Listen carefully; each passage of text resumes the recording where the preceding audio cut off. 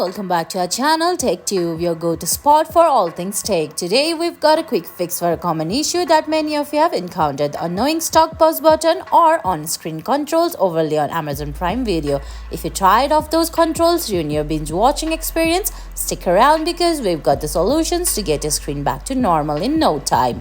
First, trying pausing and playing the video again, which can often reset the on-screen controls. If that does not work, fast forward or rewind the video a bit to see if the overlay disappears.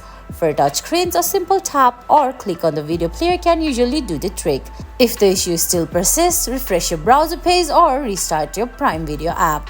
Don't forget to restart your device as well, which can clear temporary glitches. Make sure your Amazon Prime Video app is updated to the latest version by checking for updates in the App Store. On Android, go to Settings, Apps, Prime Video Storage, then Clear Cache. And for iOS, you might need to uninstall and reinstall the app.